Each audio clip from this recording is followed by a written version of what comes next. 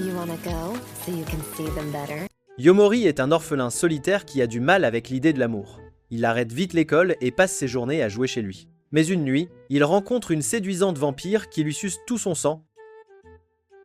Mais à sa grande surprise, elle lui dit qu'il doit tomber amoureux d'elle pour devenir un vampire. Et maintenant, il se retrouve à charmer tout son groupe de vampires. Tout commence quand Yomori se faufile hors de chez lui la nuit, car, les gars, il n'a pas de petit ami. Comme certains d'entre vous, peu importe ses efforts. Une nuit, alors qu'il se promène dans les rues désertes, il s'arrête à un distributeur pour prendre une bière, espérant que cela l'aidera à se détendre un peu. Mais au moment où il s'apprête à la prendre, cette fille étrange et bruyante, Nazuna, apparaît soudainement et se moque de lui parce qu'il veut boire. Elle est sauvage, imprévisible, et semble être un mélange de tous les problèmes possibles. Se sentant mal à l'aise, Yomori essaie de partir, mais Nazuna l'attrape et l'arrête. Exactement comme ma copine qui serre si fort mon joystick. Arrêtez ça. Faites-vous aider. Elle comprend vite qu'il ne peut pas dormir et lui propose son aide. Yomori est totalement confus et ravi, car son esprit bizarre pense qu'il va voir une nouvelle minette, et il décide de la suivre quand même pour voir ce qu'elle veut dire. Pendant qu'il marche, Nazuna commence à parler de pourquoi les gens veillent tard, ils ne sont pas contents de leur vie solitaire et de leur journée. Pour illustrer ses propos, elle montre quelques gars ivres, profondément endormis, assis sur le bord de la route. Elle rit et dit qu'ils dorment si bien parce qu'ils se sont amusés. L'un d'eux parle même dans son sommeil de s'être amusé avec 3 filles, ce que vous ne ferez jamais de votre vie. Émotionnel, bon sang. Nazuna donne ensuite un high five au gars ivre, comme si de rien n'était, et continue de marcher. Yomori la regarde, se demandant pourquoi elle agit si follement avec des inconnus. Elle lui dit d'arrêter de s'inquiéter et de juste profiter. Alors, suivant son conseil, Yomori sourit, donne un high five discret à l'un des ivrognes, puis la suit, toujours incertain de quoi penser de cette fille folle. Après qu'un ivrogne ait presque décoré les chaussures de Yomori avec son dîner, il décide qu'il est plus sûr de passer un peu de temps chez Nazuna. Pourtant, l'idée d'être seul avec elle lui donne l'impression d'être tombé dans un anime bizarre. Une fois arrivé, l'âme de Yomori quitte presque son corps. Quand Nazuna fait tomber toutes les barrières et qu'elle apparaît comme une simple fangirl, oh mon Dieu, les choses passent de gênantes à quoi mon pote, quand elle lui dit tranquillement de sauter dans son lit avec elle. Complètement paniqué, le cerveau de Yomori s'éteint tandis que tout son sang décide de ne se diriger qu'à un seul endroit. Nazuna l'attrape de nouveau et lui dit de dormir avec elle. Même si être allongé à côté d'elle est bien trop agréable, Yomori reste sur ses gardes, il n'a pas l'intention de se réveiller en tant que père de 69 bébés. Quelques minutes de silence plus tard, Nazuna remarque qu'il est complètement immobile et suppose qu'il dort. Elle sourit, se penche et lui mord le cou pour une collation de minuit. Mais au moment où elle goûte son sang, elle rougit follement. Apparemment, il a un goût bien meilleur qu'elle ne l'espérait pour un gars qui semble vivre de nouilles instantanées. Soudain, Yomori se réveille, voit du jus rouge couler sur son cou et réalise que quelque chose de louche vient de se passer. Nazuna lâche rapidement qu'un moustique géant l'a mordu, mais Yomori remarque les taches rouges sur ses lèvres et n'y croit pas. Quand il lui demande si elle est une vampire, Nazuna l'admet. Il panique, pensant qu'il va en devenir un aussi. Mais elle explique calmement que ça ne marche pas comme ça. Boire du sang ne transforme pas quelqu'un en vampire, et de toute façon, elle n'est pas intéressée par la création de bébés vampires. Curieux de toute la situation, Yomori demande pourquoi il n'est pas devenu vampire après avoir été mordu. Nazuna explique que cela n'arrive que s'il commence une séance de clapping avec elle. Quoi? Je n'y crois pas. Désolé les gars, je veux dire s'il tombe amoureux d'elle. Dire ça la fait rougir instantanément. Exactement comme vous qui matez votre crush à chaque fois, surtout qu'elle est là dans une tenue moulante. Dites en commentaire ce que vous donnerez à sa tenue, mais elle se calme après avoir siroté une bière dehors. Une fois plus sereine, elle explique que si quelqu'un vraiment amoureux d'un vampire est mordu, il devient l'enfant de ce vampire. Pour qu'ils comprennent mieux, elle compare maladroitement ça à la façon dont les bébés sont faits. Mais les gars, ma mère m'a dit qu'une fée était venue lui donner un bébé. Quoi? Mais les gars, j'ai une question pour vous tous. Cette nuit-là, avec qui mon père était-il occupé? Yomori gémit et lui dit d'arrêter d'être si bizarre. Il admet qu'il ne comprend pas vraiment ce qu'est l'amour et qu'il n'aime même pas les filles. Ce qui fait que Nazuna le taquine en lui demandant s'il est plutôt attiré par les garçons. Pourquoi es-tu gay? Ce moment ramène un souvenir à Yomori. Il se souvient avoir rejeté une fille une fois et avoir été traité d'idiot pour ça. Il ne voulait pas la blesser. Il ne comprenait juste pas ce que ça voulait dire d'aimer quelqu'un. Exactement comme votre crush, qui ne comprend toujours pas votre amour. Se sentant mal, il a fini par quitter l'école. Après avoir tout entendu, Nazuna lui dit de continuer à sortir la nuit et d'en profiter au lieu de perdre son temps à se sentir coupable. En pensant à ces mots, Yomori lâche soudain qu'il veut devenir un vampire. Nazuna est choquée, car elle sait que c'est impossible à moins qu'il ne tombe amoureux d'elle d'abord. Mais Yomori s'en fiche, il veut juste vivre librement, échapper à l'ennui et profiter de la nuit, même si cela signifie développer des sentiments pour elle. Finalement, Nazuna accepte, mais seulement parce que cela signifie qu'elle pourra continuer à boire son sang. Plus tard cette nuit-là, elle le jette au hasard d'un toit pour l'expérience, puis le rattrape juste avant qu'il ne puisse embrasser le sol. Elle sourit et le fait voler dans les airs pour qu'il puisse voir à quel point le ciel nocturne est vraiment incroyable. La nuit suivante, Yomori se faufile de nouveau pour retrouver Nazuna. Alors qu'ils discutent sous le ciel nocturne, elle évoque soudain l'idée de faire un bébé vampire inutile. Yomori s'étouffe presque, mais avant qu'il ne puisse réagir, Nazuna rougit quand il dit qu'il est sérieux à l'idée de tomber amoureux d'elle et de devenir un vampire. Les choses deviennent encore plus gênantes quand Yomori incline la tête et expose son cou, la suppliant pratiquement de le mordre, la version vampire de tenter sa chance.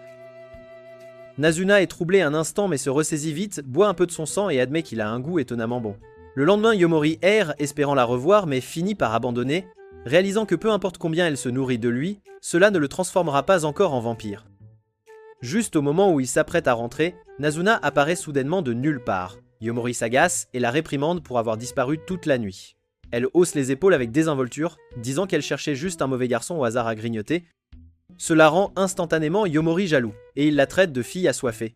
Exactement comme ma copine, Nazuna se contente d'en rire et dit « Eh bien, oui, j'avais soif », ajoutant que se nourrir de quelqu'un d'autre n'est pas vraiment un gros problème pour elle. Yomori n'est pas très content de l'attitude désinvolte de Nazuna envers lui. Clapped by Dude sonne bien trop comme de la tricherie. Qu'est-ce que c'est que ça, mon pote? C'est de la tricherie. Voulant garder son attention sur lui, il lui demande son Insta. Seulement pour découvrir qu'elle ne possède même pas de téléphone. Au lieu de cela, Nazuna le ramène à son appartement et lui montre fièrement un vieux téléphone fixe poussiéreux qui semble appartenir à un musée. Elle explique qu'elle n'aime pas les téléphones modernes parce qu'ils sont trop petits et compliqués, et honnêtement, elle ne pense pas en avoir besoin de toute façon. Juste après, elle saute sur son lit, comme si c'était déjà l'heure de dormir. Quand Yomori demande pourquoi, elle dit avec désinvolture qu'elle est fatiguée d'avoir traîné avec tant de gars cette nuit-là. Cette phrase le frappe durement, il essaie de faire semblant d'être cool. Mais cela le dérange clairement. Les choses deviennent encore plus gênantes quand Nazuna lui dit de venir s'allonger avec elle. Même s'il n'est pas encore amoureux d'elle, l'idée qu'elle soit proche d'autres personnes le rend jaloux. Alors il refuse de la laisser se nourrir de lui. Nazuna se contente de hausser les épaules et de s'assoupir, lui rappelant que c'est lui qui avait dit qu'elle pouvait se nourrir quand elle voulait. Yomori marmonne qu'elle peut juste boire le sang de quelqu'un d'autre si elle a si soif. C'est là qu'elle réalise qu'il est jaloux. Avec un doux sourire, elle admet qu'elle n'était en fait avec personne d'autre, elle était sortie toute la nuit à sa recherche. Elle a juste inventé cette histoire parce qu'elle était trop gênée pour le dire. Se sentant mal, elle s'excuse et lui dit qu'elle se rattrapera. Mais avant qu'elle ne puisse dire quoi que ce soit de plus, elle lui mord de nouveau le cou, boit un peu, et s'endort immédiatement à côté de lui. Yomori reste là, rougissant et ressassant tout ce qui s'est passé et son joystick est maintenant allumé. Le lendemain, il part à travers la ville, déterminé à la trouver avant la nuit, pour qu'elle n'ait plus de raison de disparaître ou de dormir tôt. Après avoir erré pendant des heures, Yomori s'arrête enfin pour reprendre son souffle, et comme par hasard, Nazuna apparaît disant qu'elle aussi le cherchait. Ignorant à quel point cela semble suspect, Yomori sort une paire de montres émetteurs-récepteurs pour qu'ils puissent se parler à distance. Nazuna s'excite instantanément comme une enfant voyant un nouveau jouet, et dit qu'elle veut l'essayer. Mais quand elle remarque le visage sérieux de Yomori, elle demande pourquoi il les a. Il explique qu'il les a achetés quand il était plus jeune, espérant les utiliser avec des amis. Nazuna réplique immédiatement, lui rappelant un peu trop brutalement qu'il n'en a pas. Agacé, Yomori dit qu'il avait des amis à l'école. Il lui raconte qu'il y a des années, il avait placé une des montres dans une boîte aux lettres, espérant qu'une personne au hasard la trouverait et lui parlerait à travers elle. Mais personne ne l'a jamais fait. Quand il est revenu plus tard, la montre avait disparu, pourtant personne ne l'a jamais contacté. Alors, il a gardé l'autre rangée dans son tiroir, attendant un appel qui n'est jamais venu, exactement comme votre ex, les gars. En entendant cela, Nazuna éclate de rire, non pas parce qu'elle est méchante, mais parce que l'histoire est si douce amère et si Yomori.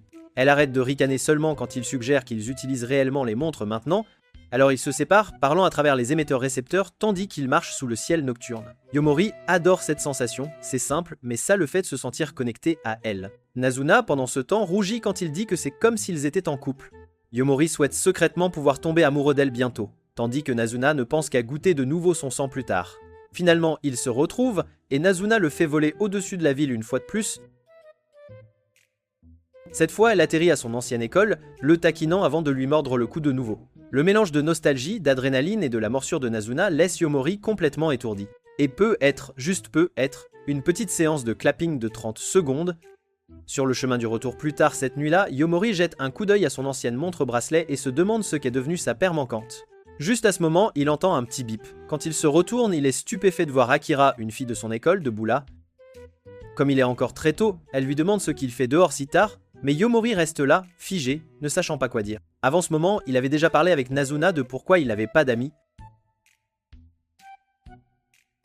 La question l'avait complètement déstabilisé, surtout parce qu'il ne savait même pas ce que signifiait vraiment être ami. Nazuna l'avait taquiné en le traitant de perdant laide, solitaire et dégoûtant. Mais il avait soutenu qu'il avait des amis quand il était enfant, il ne se sentait juste pas à l'aise d'appeler quelqu'un un ami quand il ne leur avait pas parlé depuis des années. Maintenant, face à Akira, Yomori est surpris quand elle lui montre l'autre émetteur-récepteur. Elle explique que c'est lui qui le lui a donné. Elle lui rappelle qu'ils étaient toujours dans des classes différentes, et elle regrette de ne pas lui avoir plus parlé à l'époque. Apparemment, elle a attendu des années qu'il la contacte en utilisant la montre, mais comme il ne l'a jamais fait, elle l'a finalement rangée. La seule raison pour laquelle elle a essayé de l'appeler maintenant était qu'elle avait remarqué qu'il avait arrêté de venir à l'école et voulait vérifier s'il allait bien. Yomori la fixe, confus et silencieux. Il jure ne jamais le lui avoir donné jusqu'à ce qu'Akira mentionne qu'elle l'a en fait trouvé dans sa boîte aux lettres. C'est là que ça lui fait tilt, et il se frappe le front, réalisant qu'elle devait être celle qui avait découvert la montre qu'il y avait laissée enfant. Akira sourit et dit qu'elle est juste contente qu'il soit en sécurité, ajoutant qu'ils ont toujours été amis après tout. Il lui a donné cette montre. Yomori commence à s'inquiéter qu'elle puisse mal comprendre les choses. Enfant, il n'était pas vraiment sociable, tandis que les autres enfants jouaient dehors. Il s'asseyait seul à regarder les fourmis passer. Mais Akira ne s'en souciait pas, elle s'assied souvent à côté de lui, rejoignant tranquillement son petit club d'observation de fourmis. En y repensant maintenant, Yomori ressent un pincement de culpabilité de ne pas avoir gardé le contact. Pendant qu'il parle, il demande enfin pourquoi elle est en uniforme scolaire si tôt. Akira rit et dit qu'elle est matinale, elle aime faire des promenades matinales avant les cours. Quand elle demande ce qu'il a fait, Yomori se contente de hausser les épaules et dit « Je rentre juste chez moi », ne voulant pas admettre que ces nuits sont bien plus étranges qu'avant. Avant de partir, Akira demande à Yomori s'ils peuvent se revoir demain à la même heure, et il accepte joyeusement. Plus tard cette nuit-là, il appelle Nazuna, à moitié endormie, pour lui raconter sa rencontre avec Akira, mais elle marmonne juste un bonne nuit paresseux et raccroche. Quelques jours passent, et un matin tôt, Yomori se lève discrètement pour repartir. Nazuna le surprend en train de se faufiler et le taquine pour sortir si tôt chaque jour. Elle plaisante en disant qu'il est libre de faire ce qu'il veut puisque leur relation est plutôt du genre ami avec avantagesse de toute façon. Quand Yomori fait semblant de ne pas s'en soucier, Nazuna sourit et l'accuse en plaisantant de rencontrer une autre femme. Sa réaction embarrassée en dit long, et elle réalise instantanément qu'elle a raison. Paniqué, Yomori essaie de s'expliquer mais finit par s'emmêler les pinceaux et s'enfuit par la porte. Plus tard, alors qu'il traîne avec Akira, il aperçoit soudain Nazuna rôder à proximité comme un jumpscare en forme de vampire. Paniqué, il crie de peur, s'attendant à ce qu'elle l'attaque, mais Nazuna se contente de rire et de se moquer de lui pour avoir un rendez-vous secret derrière son dos. Étonnamment, elle semble détendue à ce sujet et dit même à Akira qu'elle n'a rien à craindre. Akira, cependant, n'y croit pas, elle lance un regard noir à Nazuna et la blâme d'être la raison pour laquelle Yomori a abandonné l'école, supposant qu'il l'a fait à cause d'elle. Pour clarifier les choses, Nazuna déclare sans détour que leur relation est strictement physique, rien d'émotionnel, puis pour prouver son point de la manière la plus dramatique possible, elle mord Yomori juste devant Akira. Akira se fige, réalisant sous le choc que Nazuna est en fait une vampire. La tension se calme enfin, quand les trois s'assoient dans un restaurant voisin pour en discuter. Nazuna commande une bière comme si de rien n'était, tandis que Yomori et Akira sirotent tranquillement leur café, essayant de digérer ce qui vient de se passer. Akira ne perd pas de temps et va droit au but, demandant à Yomori ce qui se passe vraiment entre lui et Nazuna. Elle commence par demander pourquoi il a arrêté d'aller à l'école. Avant que Yomori ne puisse répondre, Nazuna l'interrompt, disant que l'école est inutile et ennuyeuse. Akira la regarde immédiatement d'un air furieux et la réprimande, lui disant de se taire et d'arrêter de faire l'agitatrice. Rassemblant son courage, Yomori s'ouvre enfin. Il admet qu'il a arrêté d'aller à l'école parce que ça ne lui semblait plus amusant ni significatif. Akira convient que l'école peut être ennuyeuse parfois, mais insiste que ce n'est pas une raison d'abandonner complètement. Elle le supplie de revenir, disant que l'école était toujours mieux quand il était là. Ces mots laissent Yomori sans voix, incertain de comment répondre, tandis que Nazuna observe discrètement tout l'échange, commençant à s'intéresser à Akira. Après s'être présentée, Nazuna demande à Akira si elle est vraiment l'amie de Yomori. Quand Akira répond oui avec assurance, Nazuna demande immédiatement pourquoi elle ne lui a jamais donné de nouvelles pendant tout ce temps. Sans attendre de réponse, elle se lève et s'en va. Yomori, sentant qu'elle est contrariée, la poursuit. Quand il la rattrape enfin, Nazuna nie être en colère. Mais quand il insiste, elle craque et le traite d'idiot, ignorant avant de s'envoler dans la nuit. Des heures plus tard, après l'avoir cherché sans succès, Yomori abandonne et utilise sa montre-bracelet pour la contacter. Il s'excuse et dit qu'il ne sait pas ce qu'il a fait de mal, devinant que c'est peut-être parce qu'il a rencontré Akira en secret. Nazuna répond que c'est bien qu'il ait des amis. Mais il la supplie de lui dire ce qu'il a vraiment contrarié. Quelques instants plus tard, Nazuna apparaît juste devant lui. Elle explique calmement qu'elle n'était pas en colère à cause d'Akira. Elle était blessée parce qu'il n'avait rien dit quand Akira lui avait demandé de retourner à l'école. Comprenant sa raison, Yomori explique qu'il n'a pas répondu parce qu'il ne pouvait pas parler à Akira de son rêve de devenir un vampire. Entendre cela détend Nazuna. Puis, remarquant un peu de sang sur ses lèvres, elle se penche, lui donne un baiser que vous ne pourrez jamais avoir de toute votre vie et sourit avant de s'envoler, disant légèrement « C'est ce que font les amis, n'est-ce pas ?» Le lendemain matin, Akira est assise seule en classe, écoutant à moitié son professeur parler de la nécessité pour les humains de dormir suffisamment pour rester en bonne santé. Après l'école, elle rentre chez elle, prend une douche rapide et s'endort dès qu'elle touche son lit. C'est ainsi que se termine sa journée tranquille. Je ne sais pas les gars, ces intrigues sont de ce genre rebondissant. Pendant ce temps, la journée de Yomori commence quand le soleil se couche. Il se faufile de nouveau pour trouver Nazuna. Cette fois, il la repère facilement, assise à découvert, ce qui semble un peu étrange. Pas encore prêt à l'affronter, il décide de se promener un peu. Mais peu importe où il va, il ne peut s'empêcher de penser au baiser qu'ils ont partagé. Parce que les gars, étant un détenteur de carte V, il pense vraiment qu'un baiser peut être si bon. Quand il voit un couple s'embrasser à proximité, ça lui fait tilt. Les baisers signifient généralement l'amour. Soudain, il se demande s'il est réellement amoureux de Nazuna et s'excite, pensant qu'il pourrait enfin être un pas de plus vers le fait de devenir un vampire. Bientôt, Nazuna apparaît et demande ce qui lui a pris tant de temps, disant qu'elle a attendu à découvert juste pour qu'il puisse la trouver facilement. Au lieu d'expliquer, Yomori se contente de sourire, incline la tête et offre son cou, lui demandant de le mordre. Le geste la prend au dépourvu, faisant accélérer son rythme cardiaque, mais elle saisit rapidement l'occasion et se nourrit de lui. Une fois qu'elle a fini, Yomori se vérifie et réalise que rien n'a changé. Nazuna explique calmement qu'il n'est pas encore amoureux, ce qu'il ressent n'est qu'une attraction, pas le véritable amour, les gars, ce qui m'a fait l'appeler le sage pervers. Tu n'es qu'un misérable petit pervers. Entendre cela brise son enthousiasme alors qu'il réalise qu'il s'est laissé emporter par le baiser. Nazuna, taquine comme toujours, suggère qu'ils essaient de s'embrasser à nouveau pour s'assurer. Mais Yomori recule, disant qu'il ne veut pas tomber dans ses pièges et finir par faire quelque chose de stupide. Pensant qu'elle est expérimentée, il l'accuse d'être trop aguicheuse, seulement pour découvrir que c'était en fait son premier baiser aussi. La révélation laisse Yomori sans voix et plus confus que jamais sur ce qu'il ressent vraiment. Vers minuit, Akira se réveille et ne peut pas se rendormir, alors elle décide de se préparer tôt pour l'école. En marchant, elle croise Yomori et est surprise de le voir dehors si tard. Réalisant qu'il va probablement revoir Nazuna, elle lui dit de se reposer car veiller toute la nuit n'est pas bon pour lui. Mais Yomori ignore son conseil et l'invite plutôt à passer du temps avec eux.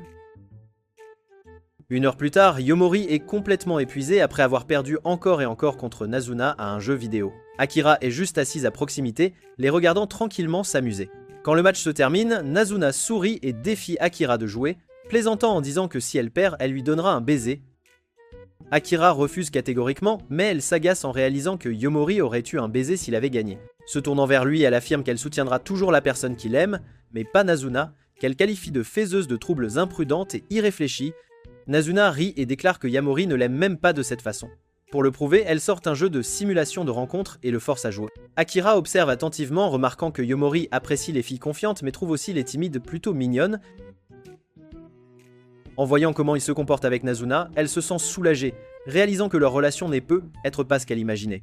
Vers 4h du matin, Nazuna bâille et propose qu'ils fassent tous une petite sieste. Yomori sauvegarde sa partie pour y jouer plus tard. Akira est choqué de découvrir qu'il dort chez Nazuna depuis tout ce temps. Alors qu'il tente de s'expliquer, Nazuna aggrave la situation en plaisantant qu'il dormira entre deux filles ce soir-là. Savez-vous les amis, ce que cela signifie? Si vous le savez, remplissez la section des commentaires.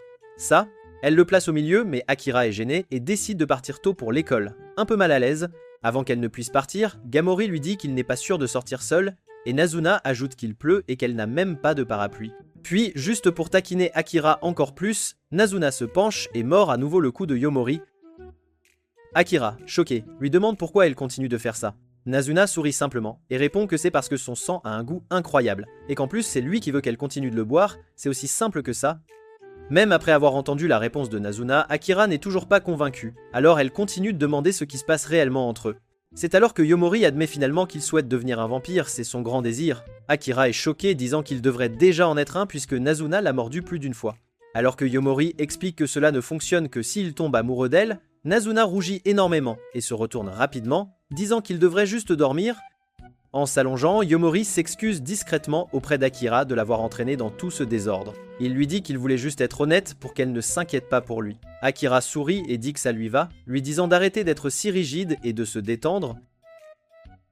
Elle lui rappelle gentiment que la toucher à l'épaule ne le tuera pas et qu'il devrait simplement essayer de dormir. Les deux finissent par avoir une conversation calme, tard dans la nuit, où Akira promet qu'elle restera son amie même après qu'il soit devenu un vampire. Elle plaisante même en disant qu'elle le traînera à l'école un jour, car même les vampires ont besoin d'apprendre des choses. Pendant ce temps, Yomori ne peut s'empêcher de jeter un coup d'œil à sa jupe et se demande comment elle parvient à remonter toute seule. Quelques minutes plus tard, ils s'endorment tous les deux. Quand Akira se réveille, elle réalise qu'elle a trop dormi et panique, se précipitant à l'école. Alors qu'elle part, Nazuna la taquine, disant qu'elle a probablement si bien dormi parce qu'elle était trop satisfaite. Au fond d'elle, Akira sait qu'elle a un peu raison. Plus tard dans la journée, Nazuna se réveille de mauvaise humeur parce qu'il fait encore jour dehors. Pour passer le temps, elle commence à jouer aux jeux vidéo. Mais après avoir perdu un match classé, elle se souvient qu'elle attendait un colis et réalise qu'elle a complètement manqué la livraison en dormant. Agacée, elle décide de se rendre dans un dépanneur. Mais en chemin, elle s'arrête pour jouer avec un chat errant. Quelques miaulements plus tard, elle le regrette immédiatement car le chat sent vraiment très mauvais. Dégoûtée, elle se dirige vers un bain public pour se nettoyer. Avant d'entrer, elle laisse sa montre-bracelet à la réceptionniste, lui demandant de vérifier si elle fonctionne toujours, car Yomori ne l'a pas appelée depuis un certain temps. Après sa douche, elle s'irrite de ne voir aucun reflet dans le miroir, l'un des inconvénients d'être un vampire. Mais avant qu'elle ne puisse trop y penser, sa montre-bracelet bip soudainement, la tirant de ses pensées. En sortant, elle tombe sur Yomori qui est stupéfait de la voir complètement différente. Ses cheveux sont lâchés et sa tenue est si courte qu'elle fait disjoncter son cerveau. Il essaie de rester calme, mais son esprit et ses pulsions sont en pleine guerre civile. Nazuna le remarque immédiatement et le taquine, lui disant qu'il devrait probablement se rafraîchir avec une douche. Pendant qu'il est au bain public, Yomori ne peut s'empêcher de penser à quel point Nazuna était séduisante. Plus il passe de temps avec elle, plus ses émotions deviennent confuses. Après s'être habillé, il la repère à nouveau, et ses pensées reviennent en spirale vers elle au point qu'il n'enregistre même pas ce qu'elle dit une fois qu'ils sortent. Il ne s'en sort que lorsqu'elle apparaît soudainement juste devant lui, faisant battre son cœur encore plus vite.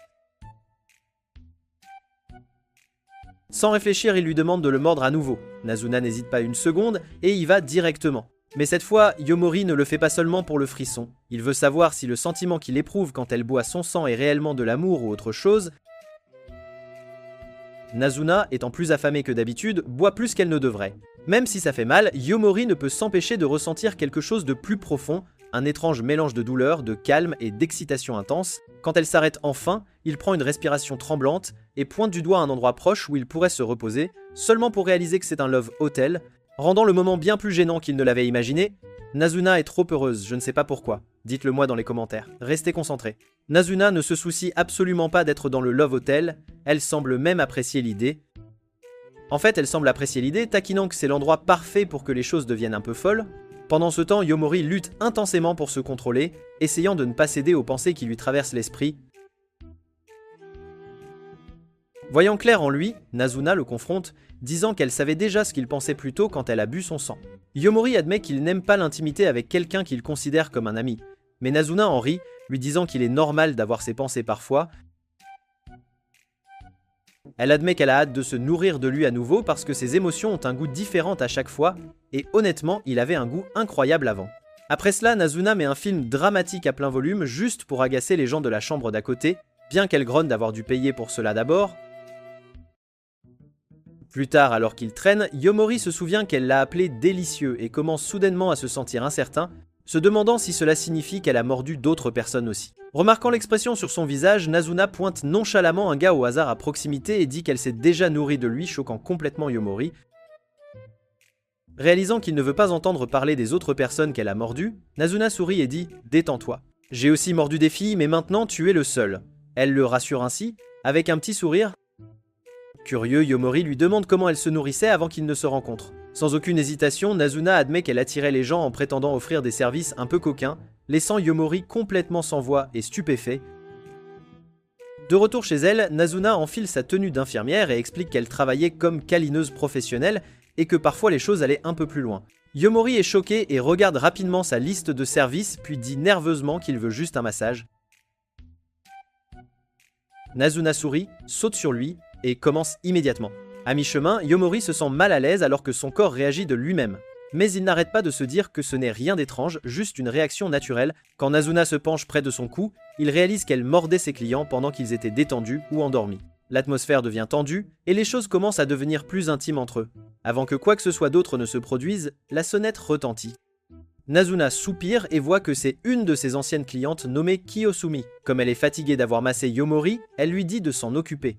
Quelques minutes plus tard, Kiyosumi entre et demande un massage. Yomori va le dire à Nazuna, mais la trouve en train de jouer aux jeux vidéo.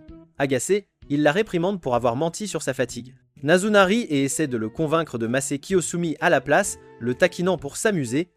Quand Yomori refuse, elle admet qu'elle est fauchée et qu'elle gagnait de l'argent avec des séances de claquements. Kiyosumi explique ensuite qu'elle travaille dans un bureau, mais ne s'entend pas avec les hommes là, bas car ils la traitent comme un simple objet.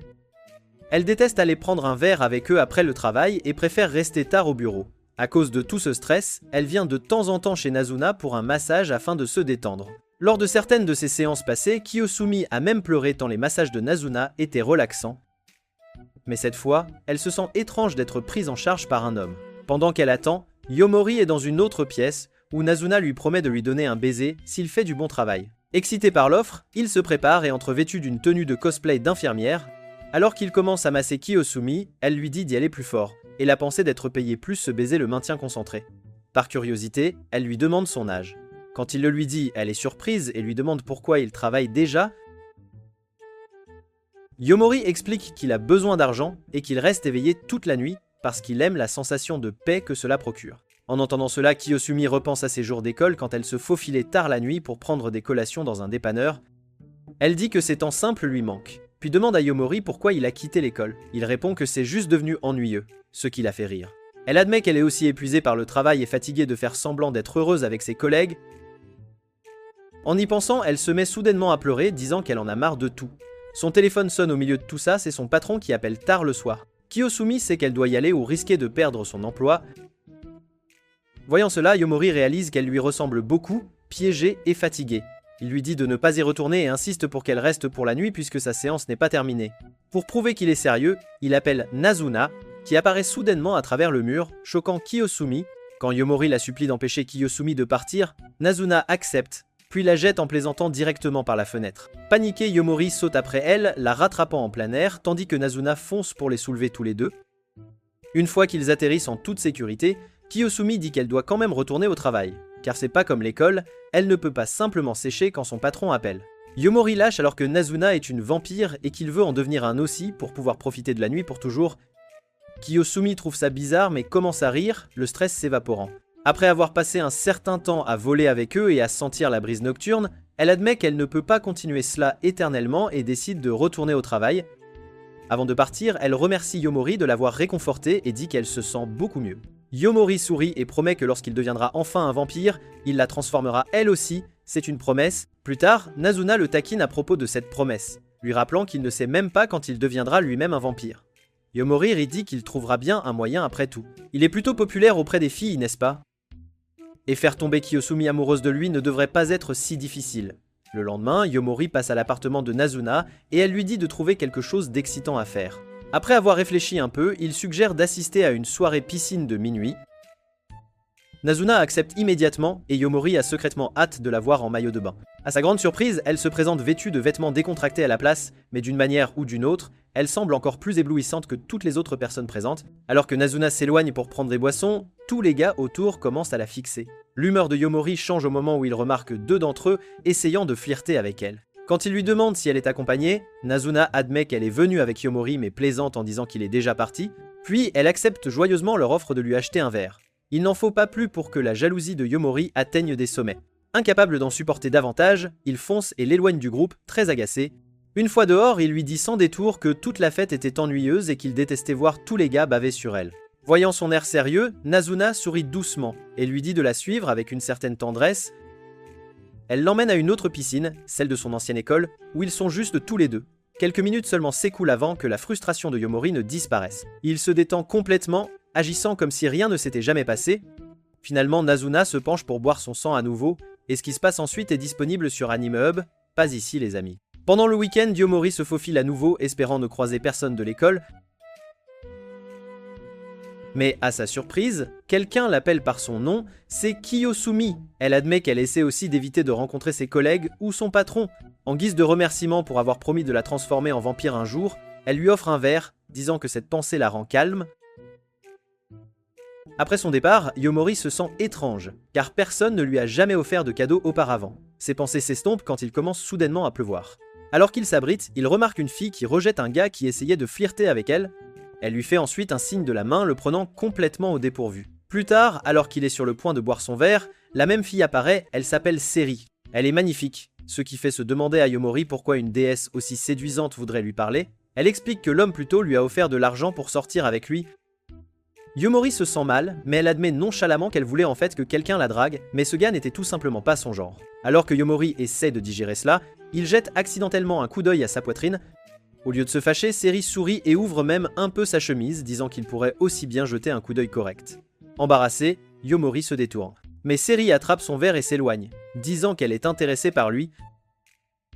Inquiet, Yomori la suit en partie pour récupérer son verre, en partie pour s'assurer qu'elle va bien. Quand ils atteignent une ruelle tranquille, Seri le serre soudainement dans ses bras pour s'être soucié d'elle et prononce doucement son nom, même s'il ne le lui a jamais dit. Avant qu'il ne puisse réagir, elle se penche pour le mordre. Mais avant qu'elle ne puisse le faire, Nazuna surgit de nulle part et lui arrache le bras. Choqué, Yomori réalise que Seri est en fait une vampire. C'est une révélation. Seri se moque de Nazuna pour ne se nourrir que d'une seule personne et lui demande pourquoi elle n'a pas encore transformé Yomori, lui rappelant que transformer des humains est contre les règles des vampires. Quand Seri menace de le vider complètement, Nazuna perd son sang-froid et la tabasse. Juste au moment où les choses se calment, une autre vampire nommée Kabura apparaît, attrape Yomori et l'emmène en volant. Elle le conduit dans une pièce où 3 autres vampires féminines l'attendent. Elle le salue chaleureusement, et en regardant autour de lui, Yomori ne peut s'empêcher de remarquer une chose. Chaque vampire qu'il a rencontré jusqu'à présent est trop séduisante, et il est incapable de contrôler ses pulsions. L'une des vampires, Nico, attire l'attention de Yomori et lui dit de choisir n'importe laquelle d'entre elles pour la nuit entière. Elle avertit que s'il ne choisit pas rapidement, elles devront se débarrasser de lui puisqu'il en sait déjà trop sur leur monde. Sans hésitation, Yomori dit qu'il choisit Nazuna, choquant tout le monde dans la pièce. Nico n'arrive pas à croire qu'il l'ait choisi, elle plutôt que 4 vampires séduisantes. Tandis que Midori en rit, confiante de pouvoir encore le séduire puisqu'il n'a jamais été avec personne auparavant. Se sentant compétitive, Nico décide d'intensifier son charme pour que Yomori la désire à la place. Mais il la compare à Nazuna, ce qui l'offense profondément. Les vampires révèlent qu'elle n'apprécie pas beaucoup Nazuna car elle refuse de séduire les humains ou de les transformer en vampires. Quelque chose qu'elle croit essentiel pour la survie de leur espèce. Pendant ce temps, Nazuna termine son combat avec Seri et comprend ce que les autres vampires complotent. Seri est choquée quand Nazuna admet qu'elle a l'intention de transformer quelqu'un et encore plus stupéfaite quand elle découvre que cette personne est Yomori. De retour à la réunion des vampires, Midori active ses pouvoirs de séduction, certaine de pouvoir faire de Yomori le sien. Mais à sa grande surprise, il la rejette comme votre crush vous rejette, quelque chose qu'aucun homme n'a jamais fait auparavant. Une autre vampire, Hatsuka, avertit Yomori de choisir quelqu'un rapidement ou de faire face à la mort. C'est alors qu'il surprend tout le monde en disant qu'il a toujours voulu devenir un vampire lui-même, c'est son grand rêve. Au début, Nico pense qu'il ment, mais quand il dit qu'il veut vraiment tomber amoureux de Nazuna, toute la pièce devient silencieuse. Puis Nazuna apparaît soudainement, sans voix pendant un instant, complètement surprise. Quand elle parle enfin, elle dit à Yomori de venir avec elle, mais Nico l'arrête, exigeant une explication. Les autres se demandent comment elle compte le faire tomber amoureux d'elle et réalisent qu'elle n'a pas de véritable plan, c'est évident. Voyant l'ouverture, Kabura intervient et essaie de séduire Yomori pour comprendre ce qui le rend spécial. Avant qu'elle ne puisse faire quoi que ce soit, Nazuna menace de la tuer si elle le touche. Nico dit rapidement à Nazuna de se calmer, disant qu'elles veulent seulement comprendre pourquoi elle se soucie tant de Yomori, surtout qu'elle n'a jamais voulu transformer personne auparavant. Yomori explique alors que Nazuna ne l'aime que parce que son sang a bon goût, et qu'après l'avoir rencontré, il a sincèrement voulu devenir un vampire. Même après avoir entendu cela, Nico et les autres vampires exigent toujours de connaître les véritables intentions de Nazuna. Pensant qu'elle pourrait mentir, Yomori leur dit qu'elle a accepté de le laisser tomber amoureux d'elle en premier. Mais ce qui les choque vraiment, c'est la façon décontractée dont il en parle. Comme s'il avait tout le temps du monde devant lui. Quand il remarque leur visage surpris et demande ce qui ne va pas, Nico lui révèle quelque chose qu'il ignorait. S'il ne devient pas un vampire dans un délai d'1 an, cela n'arrivera jamais. Yomori se fige et se tourne vers Nazuna, qui admet maladroitement avoir oublié de mentionner cette partie pour qu'il ne panique pas. Pour apaiser la tension, elle l'embrasse et appelle cela le paiement pour avoir massé Kiyosumi l'autre jour avant de l'emmener. Sur le chemin du retour, Yomori ne cesse de penser à tout ce qui vient de se passer et réalise qu'il est bien plus impliqué qu'il ne le pensait. Nazuna remarque qu'il est devenu silencieux et lui demande ce qui ne va pas, mais il écarte la question, disant qu'il est juste content de l'avoir rencontré en premier. Alors que le soleil se lève, Yomori se confie à Akira, lui racontant tout, y compris la limite d'1 an. Akira a l'air inquiète et lui dit qu'il est en grave danger. Il ne réalise à quel point c'est grave que lorsqu'elle explique que s'il ne se transforme pas dans l'année, les vampires le tueront probablement. Terrifié par cette pensée, Yomori commence à paniquer mais se sent un peu mieux quand Akira dit qu'elle l'aidera de toutes les manières possibles. Plus tard ce matin-là, Akira se dirige vers l'école, se demandant si Yomori ira vraiment bien. Elle se souvient à quel point il était intelligent en classe et ne comprend pas pourquoi il agit de manière si ignorante maintenant, c'est étrange. Perdue dans ses pensées, elle heurte accidentellement son vieil ami Mahiru, qui fait la sieste dans les escaliers. Quand elle lui demande pourquoi il dort là, il répond qu'il était sorti toute la nuit avec une femme qu'il apprécie beaucoup. Il admet qu'elle est plus âgée que lui, car elle finit le travail tard, ce qui fait penser à Akira qu'il aime sa belle-mère. Mahiru en rit et plaisante en disant que sa sugar mommy est d'un autre niveau. Avant qu'Akira ne puisse le taquiner en retour, il demande des nouvelles de Yomori, disant qu'il a remarqué qu'il ne venait plus à l'école et que les sorties avec eux deux lui manquaient. Akira est stupéfaite car, de mémoire, ils ne traînaient presque jamais tous les trois. Mahiru était toujours l'enfant populaire entouré de monde. C'est précisément pourquoi elle et Yomori n'ont jamais eu l'occasion de passer beaucoup de temps avec lui à l'époque, ni même maintenant. Mahiru demande à Akira de dire bonjour à Yomori de sa part et dit qu'il a pensé à lui. Alors qu'il part, Akira sourit, toujours amusé par son béguin pour les femmes plus âgées. Son esprit dérive vers l'école primaire, se remémorant des souvenirs. Elle et Yomori étaient une fois assis à regarder des fourmis quand Mahiru est venu et a demandé à Yomori de rejoindre son équipe de baseball. Yomori a d'abord dit non parce qu'il ne savait pas jouer, mais Mahiru a proposé de lui apprendre et il a accepté. Maintenant dans le présent, Akira remarque que Mahiru a l'air épuisé et souhaite qu'il puisse se reposer davantage. Ce soir-là, Yomori va se promener. Seri apparaît devant lui et il se tend, se souvenant de leur dernière rencontre. Il essaie de partir, mais elle lui tient doucement le bras et promet qu'elle ne lui fera pas de mal. Elle demande une petite gorgée de son sang. Yomori refuse aussitôt. Au lieu d'insister, Seri écoute, ce qui est surprenant. Yamori affirme qu'une année ne lui suffira pas pour devenir un vampire. Il ne pense pas y arriver. Il avoue aussi ne pas vraiment comprendre l'amour. Alors, tomber amoureux sous la contrainte d'un délai lui semble tout bonnement impossible.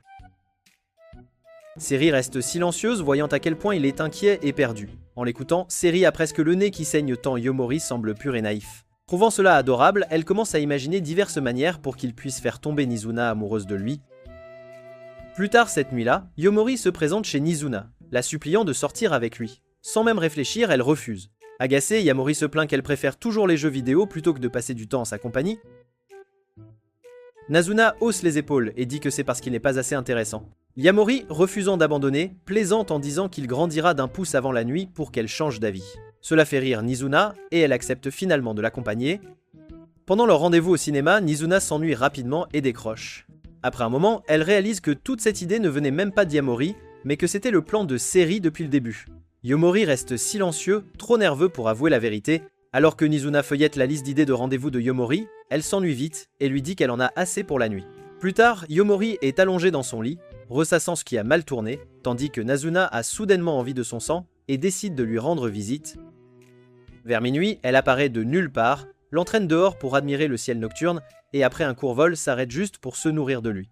Dès qu'elle a fini de boire, elle disparaît à nouveau, le laissant complètement déconcerté. Tandis que Yomori marmonne, se demandant où elle est passée, il aperçoit Mahiru traîner avec quelques amis. Paniqué, il se cache, mais Mahiru le remarque et l'appelle quand même. Il se dirige vers un endroit calme pour parler, et Yamori est surpris que Mahiru se souvienne encore de lui. Mahiru sourit et dit qu'ils sont amis, comme au bon vieux temps, et mentionne même Akira, qui faisait aussi partie de leur petit cercle. À l'école, Yamori s'est toujours senti mal à l'aise en présence d'Akira. Alors que Mahiru n'avait aucun mal à s'entendre avec tout le monde, ses parents possédaient un magasin de fleurs. Et il était en gros le gars que tout le monde apprécie. Maintenant, Yamori trouve agréable que Mahiru le considère toujours comme un ami. Mais avant qu'il ne puisse en dire plus, Akira apparaît de nulle part. Même s'il est tard dans la nuit, elle est bien éveillée et interpelle immédiatement Yomori pour avoir séché l'école et traîné avec des filles. Elle essaie de faire en sorte que Mahiru le raisonne, mais il s'excuse, disant que son ami l'attend. Pendant ce temps, Nazuna est assise dans un bar, sirotant une bière, se demandant ce qui retient Yomori. Quand il arrive enfin, elle lui prend la main et commence à marcher avec lui dans les rues calmes. Au même moment, Seri est assise seule, faisant défiler des messages interminables de gars qui la draguent sans cesse. Elle en a marre de tout ça. Même l'idée de transformer l'un d'eux en vampire ne l'attire plus. Puis, elle aperçoit Yomori non loin et s'illumine, courant vers lui pour un câlin, mais avant qu'elle ne puisse l'atteindre, Nizuna surgit et la repousse d'un coup de pied. Choquée, Yomori lui demande pourquoi elle a fait ça, et Nizuna dit nonchalamment qu'elle le protégeait, affirmant que sa jambe bouge toute seule chaque fois qu'elle voit le visage de Seri. Yomori ne trouve pas ça drôle du tout. Mais avant qu'il ne puisse dire quoi que ce soit, les deux vampires commencent à se disputer et à se donner des coups pour savoir qui le revendiquera pour la nuit. Après avoir perdu, Seri s'en va, disant à Nizuna qu'elle voulait seulement taquiner un peu Yamori. En la regardant partir, Yamori remarque que son humeur est étrange. Curieux et inquiet, il décide de la suivre, laissant Nizuna derrière. D'une manière ou d'une autre, les deux se retrouvent dans un karaoké où Seri se plaint de la façon dont il est agaçant d'avoir des tonnes de gars qui lui envoient constamment des messagers. Pour se détendre, elle prend le micro et commence à chanter. Mais Yomori ne peut pas s'identifier à ses goûts musicaux. Elle chante un nouveau tube alors qu'il ne connaît que des chansons sorties avant même sa naissance. C'est alors que Seri réalise que la vie de Yomori tourne essentiellement autour de ses sorties avec Nizuna chaque nuit. Elle est sur le point de le taquiner à ce sujet quand un homme étrange nommé Akiyama commence à frapper à la porte. Ses cris soudains font paniquer Yomori, mais Seri reste calme. Elle sait déjà qu'il est là pour elle. Akiyama continue de l'appeler, la suppliant de l'écouter. Mais Seri l'ignore complètement, tandis que Yomori panique encore plus. Quand il lui demande pourquoi elle est si calme, Seri explique nonchalamment qu'elle est habituée à cela, car elle a aussi d'autres harceleurs obsessionnels. Malgré tout, Yomori ne peut pas se détendre alors qu'Akiyama continue de frapper à la porte. Seri lui dit finalement de partir, et il s'exécute à contre-cœur. Mais alors qu'il sort, Yomori s'arrête pour lui demander comment elle compte gérer le type. Seri hausse les épaules et dit qu'elle va juste le tuer. Au début, Yomori rit, pensant qu'elle plaisante, mais quand il voit son visage, il réalise qu'elle est très sérieuse. Il la supplie rapidement de ne pas le faire, reprochant aux vampires d'être si imbus d'eux-mêmes. Seri riposte, disant que les humains sont les vrais prétentieux, jugeant toujours les vampires pour prendre des vies alors que les humains le font aussi. Leur dispute s'intensifie jusqu'à ce que Kiyama fasse irruption à nouveau. Supposant qu'il se dispute pour lui, son expression s'assombrit et Yomori réalise instantanément que le gars n'est pas dans son état normal. Quand Seri s'apprête à attaquer, Yomori intervient et tire Akiyama juste à temps. Alors que Seri se prépare à frapper de nouveau, Yomori traîne l'homme terrifié et s'enfuit de la pièce, essayant de les sauver tous les deux d'un désastre sanglant. Après avoir couru quelques pâtés de maison, Yomori s'arrête enfin pour reprendre son souffle, tandis qu'Akiyama semble plus intéressé à comprendre ce qui se passe entre lui et Seri.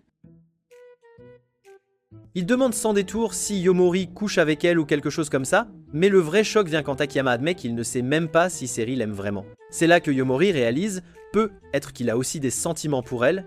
Quand Akiyama acquiesce, Yomori lui demande nerveusement d'expliquer ce que l'on ressent réellement quand on est amoureux.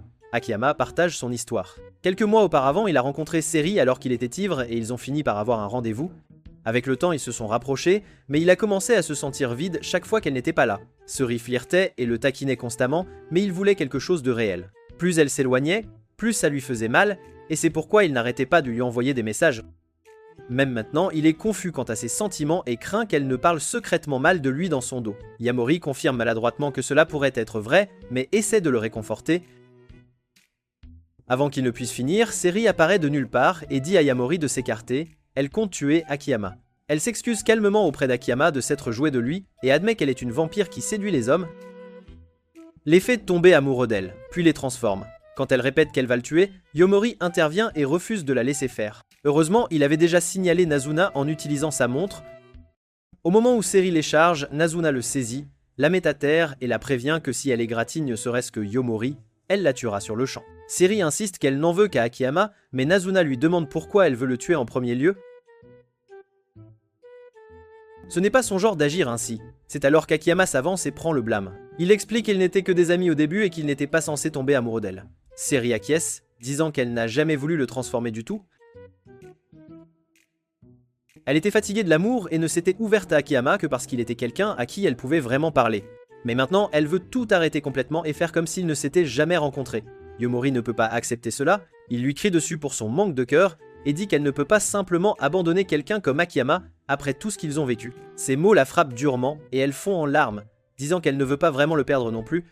En entendant cela, Akiyama avoue enfin ses sentiments et supplie Seri de le transformer en vampire afin qu'ils puissent rester ensemble pour toujours. Seri, touchée par son honnêteté, accepte.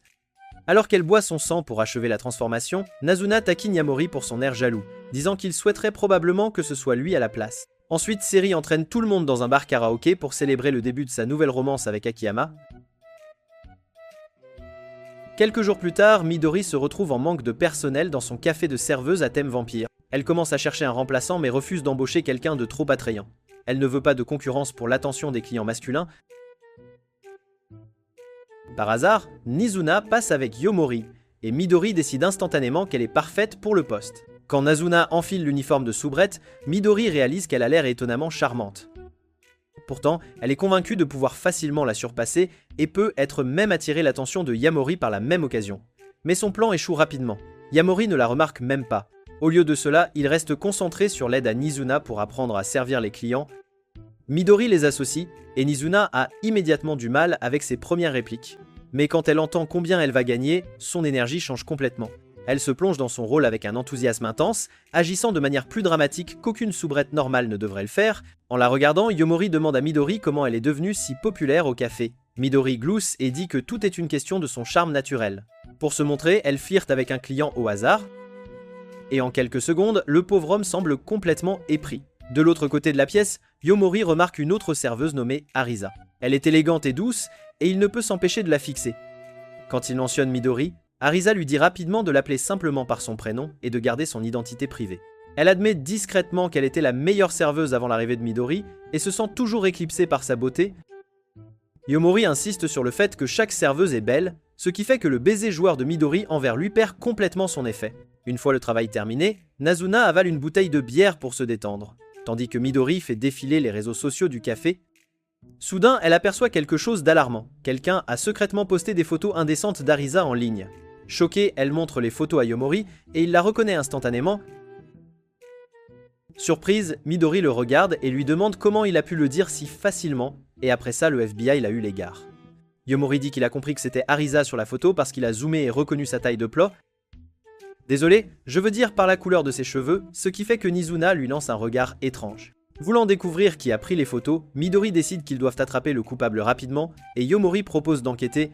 Le lendemain matin, il est assis au café des serveuses, fixant les photos divulguées à la recherche d'indices. Cela semble vraiment suspect, et comme par hasard, Arisa entre alors qu'il les étudie encore.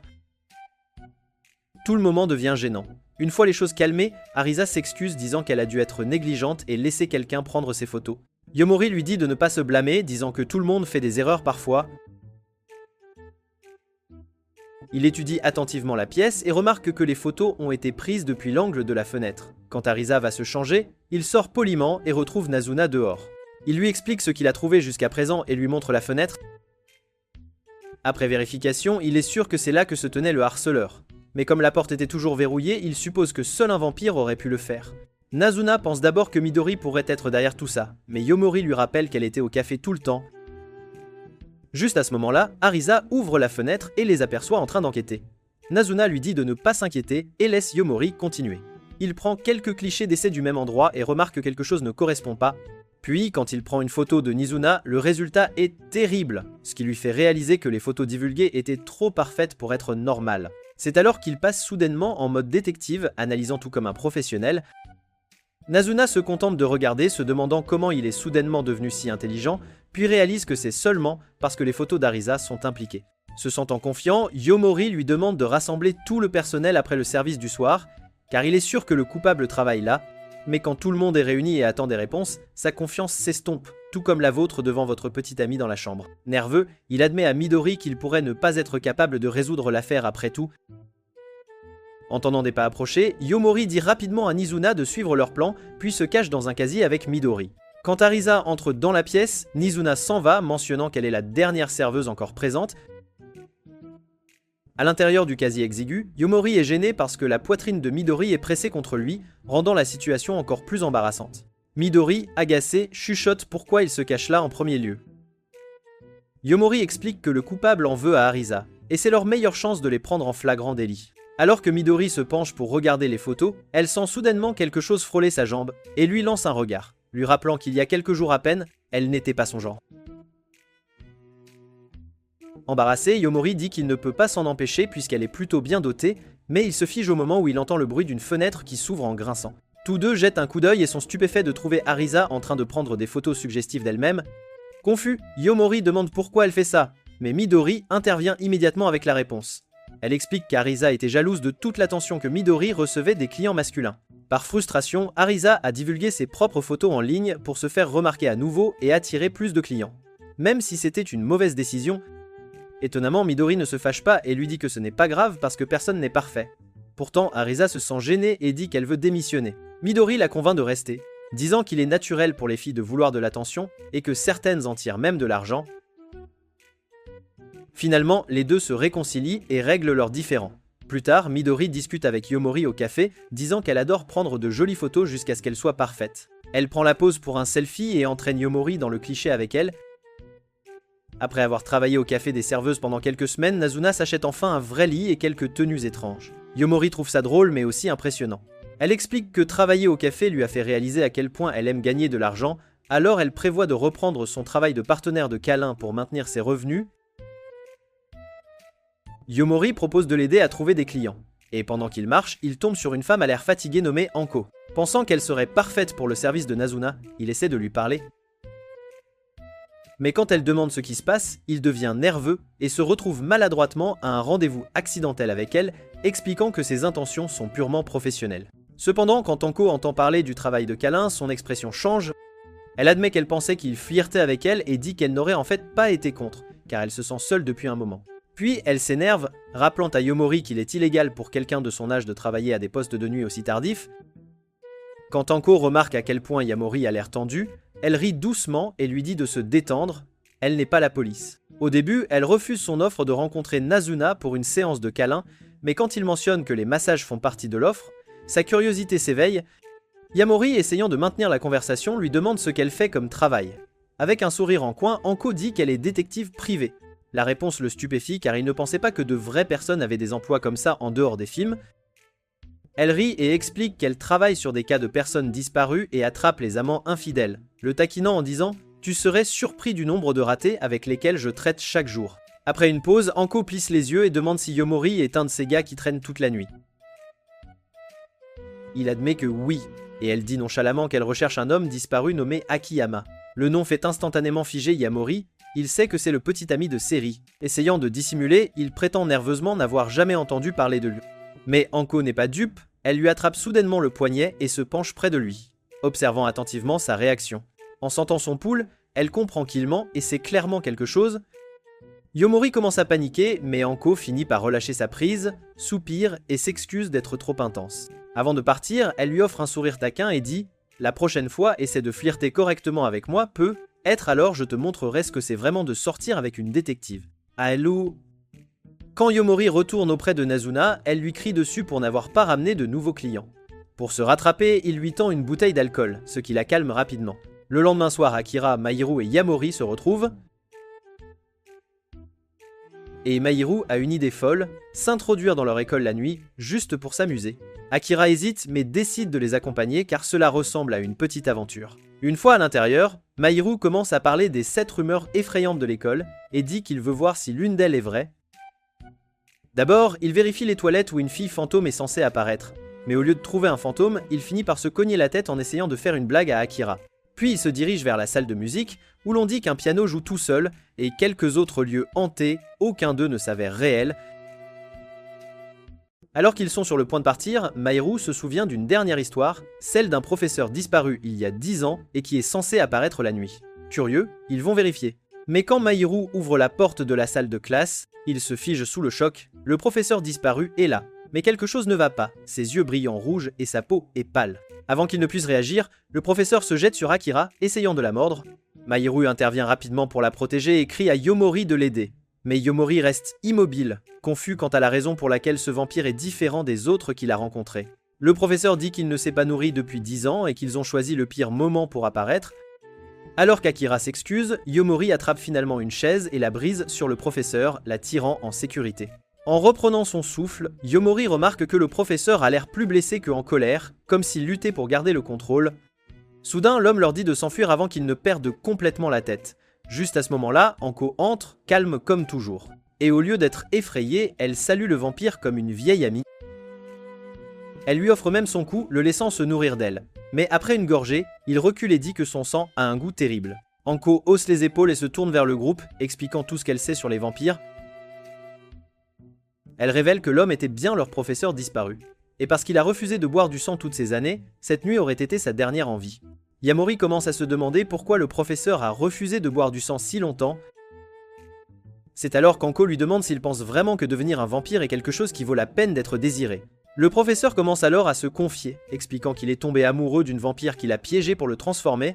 Depuis lors, il a détesté ce qu'il est devenu. Alors qu'il pleure, Anko essaie de le réconforter, mais sort ensuite une bague spéciale qui brûle les vampires. Elle la lui force dans la main, lui disant de mourir en humain plutôt qu'en monstre. Incapable de s'échapper, le professeur se transforme en cendre lorsque les premiers rayons du soleil le frappent. Le groupe reste figé d'incrédulité, mais Yomori sort enfin de sa torpeur et demande avec colère à Anko pourquoi elle a dû le tuer ainsi. Elle lui attrape la chemise et répond froidement que le professeur était déjà en train de mourir. Elle l'a seulement aidé à trouver la paix. Elle rappelle à Yomori qu'il ne comprend pas vraiment les vampires et l'avertit qu'elle n'est pas là pour soutenir son rêve d'en devenir un. Avant de partir, elle laisse tomber sa carte de visite et dit aux 3 étudiants de l'appeler s'ils ont besoin d'aide. Cette nuit-là, Yomori rentre chez lui, encore secoué par tout ce qui s'est passé. Allongé dans son lit, il ne peut s'empêcher de penser aux mots d'Anko. Pendant ce temps, Meru, maintenant épuisé, s'évanouit au bureau d'Anko, lui aussi complètement submergé par ce qu'il a vu. Plus tard, Yomori décide d'aller voir Nazuna pour se changer les idées. Quand il arrive, elle est d'humeur joueuse mais visiblement affamée, le suppliant de lui donner une petite collation. Il refuse, se souvenant comment le professeur a perdu le contrôle, et Nazuna comprend immédiatement que quelque chose ne va pas. Après avoir tout entendu sur la mort du professeur, elle assure à Yomori qu'elle n'est absolument pas comme lui et suggère d'aller se promener pour se détendre. En marchant, elle explique nonchalamment que les vampires meurent s'ils ne se nourrissent pas pendant 10 ans, puis elle l'interroge sur Anko, curieuse de savoir qui elle est vraiment. Yamori admet qu'Anko sait qu'il veut devenir un vampire, ce qui le rend nerveux, car elle sait aussi comment les tuer. Nazuna en rit, affirmant qu'aucun humain ne pourrait jamais tuer un vrai vampire. Mais Yomori insiste toujours sur le fait qu'il ne veut pas qu'elle soit blessée. Il s'excuse de l'avoir arrêtée plus tôt et la laisse enfin boire jusqu'à ce qu'elle soit pleinement satisfaite. Plus tard cette nuit-là, Mahiru dit au revoir à sa belle-maman, et Yomori ne peut s'empêcher de jeter un coup d'œil furtif à ses formes. Même Ayam arrête de monter pendant 69 heures. Quand elle le surprend, il panique et Mahiru se contente de rire, lui donnant quelques astuces de pro pour regarder sans se faire prendre. Pendant qu'il parle, Mahiru demande soudainement à Yomori pourquoi il est si désireux de devenir un vampire. Il souligne qu'en tant qu'humain, Yomori est déjà libre de vivre comme il l'entend. Il lui rappelle même qu'Akira aurait pu être tué par l'un d'eux, donc ça n'a aucun sens qu'il veuille rejoindre leur espèce. Malgré tout, Mahiru dit qu'il est content qu'ils traînent à nouveau ensemble comme avant. Mais il répète la même question. Quelle est sa véritable raison de vouloir se transformer? Yomori se fige. Son esprit devient complètement vide, et plus il réfléchit, moins ça a de sens. Si la liberté était ce qu'il voulait, alors il l'a déjà. Cette pensée lui trouble tellement l'esprit qu'il se contente de fixer le vide. Voyant cela, Mahiru lui dit de ne pas forcer et de trouver la réponse plus tard. Plus tard cette nuit-là, Yomori va voir Nazuna et la serre dans ses bras immédiatement. Elle remarque instantanément que quelque chose ne va pas. Pour dissiper la tension, elle suggère d'aller traîner ailleurs, et ils finissent chez Yomori. En fouinant, Nazuna commence à chercher ses magazines pour adultes cachés.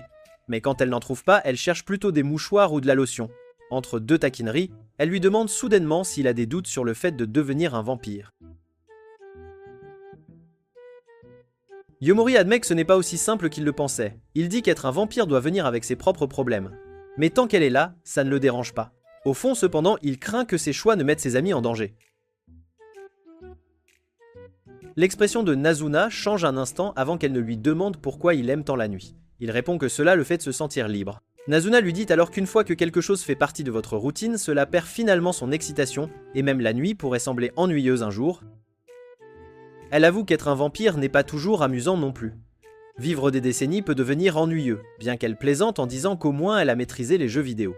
Après un moment, elle décide de partir, mais Yomori l'arrête, disant qu'il n'a pas encore éteint les lumières. D'une manière ou d'une autre, ils finissent tous les deux assis sur son lit. Juste au moment où Yomori s'attend à un baiser, Nazuna sourit, le taquine un peu et disparaît dans la nuit comme un fantôme. Le lendemain, Yomori décide enfin d'envoyer un message à Anko, et aussitôt, elle le taquine pour ne pas avoir bien flirté la dernière fois.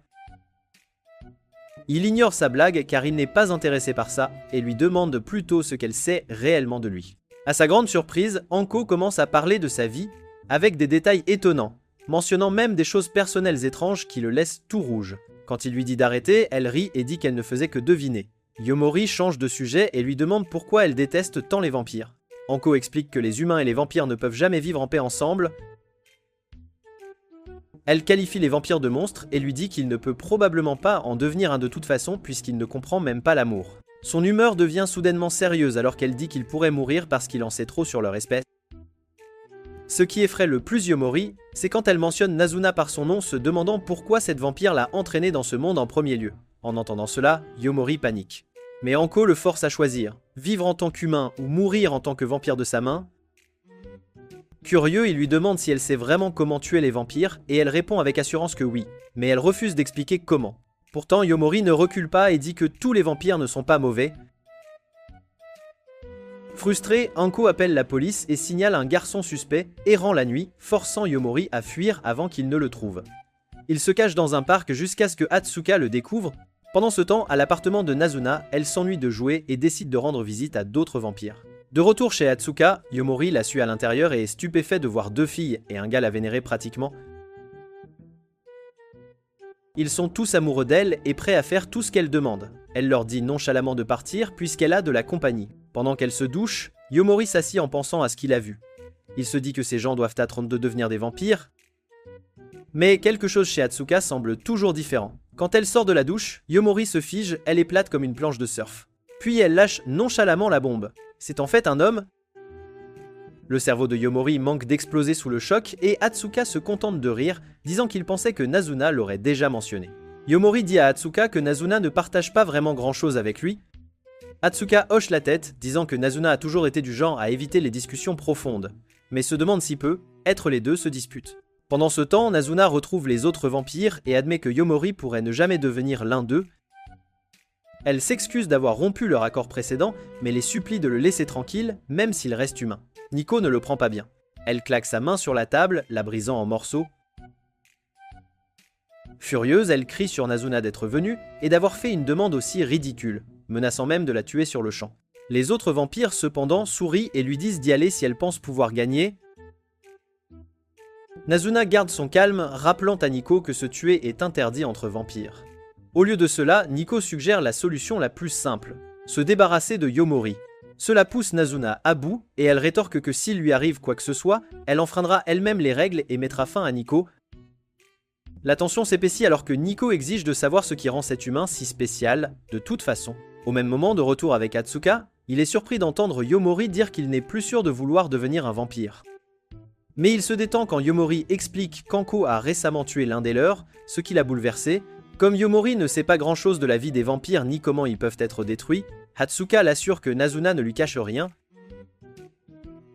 Puis Hatsuka se souvient que Nazuna avait dit un jour que le sang de Yomori était vraiment doux, alors il lui demande en plaisantant de le goûter lui-même. Yomori refuse instantanément, disant que c'est pas son truc. En riant, Yomori demande pourquoi Hatsuka s'habille comme une fille et il répond nonchalamment que c'est parce qu'il est mignon en plus. Cela l'aide à attirer les garçons et les filles. Avant que Yomori ne puisse répondre, le téléphone de Hatsuka vibre. Il le vérifie et voit une notification disant que Nazuna est dans une dispute houleuse avec Nico. Son visage devient sérieux car il réalise que quelque chose de grave pourrait être sur le point de se produire.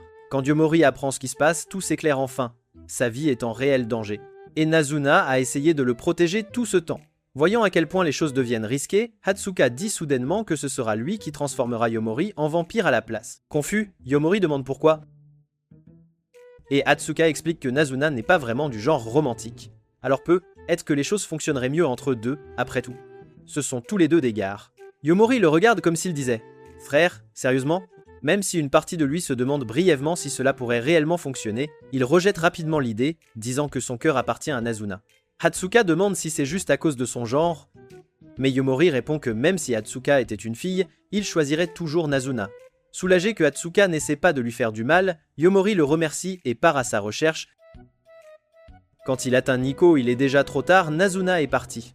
Ce qui le choque le plus, c'est que Nico dit que Nazuna ne pourra pas parler correctement pendant un certain temps. Elle révèle que Nazuna a fait un pacte avec le groupe de vampires pour assurer la sécurité de Yomori. Furieux, Yomori exige de savoir quel genre de pacte elle a fait, mais Nico refuse de le dire. Sans perdre une seconde de plus, il se précipite pour la trouver lui-même. Alors qu'il la cherche à travers la ville, il est obligé de rester discret, car la police patrouille. 2 officiers le repèrent, mais il s'échappe en sautant d'un pont et en courant dans les rues sombres.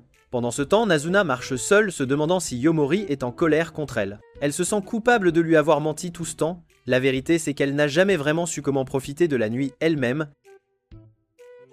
Alors qu'elle prend une boisson à un distributeur automatique, elle entend soudainement une voix familière la taquiner, exactement comme la première fois qu'ils se sont rencontrés.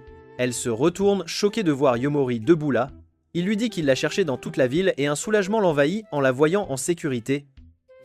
Mais Nazuna semble distante. Alors il s'excuse rapidement et s'ouvre à elle. Il lui dit que chaque nuit passée avec elle a été la meilleure partie de sa vie, quelle est la raison pour laquelle il apprécie la nuit, tout simplement. En entendant cela, Nazuna rompt enfin son attitude décontractée. Elle admet qu'elle a fait semblant d'être cool juste pour profiter de son temps avec lui. Mais en vérité, elle s'est plus amusée avec lui qu'elle ne l'avait jamais fait auparavant. Avant qu'elle ne puisse expliquer le pacte qu'elle a fait avec Nico, Yomori se penche et promet qu'il tombera amoureux d'elle, quoi qu'il arrive. Le moment la submerge et elle finit par l'embrasser.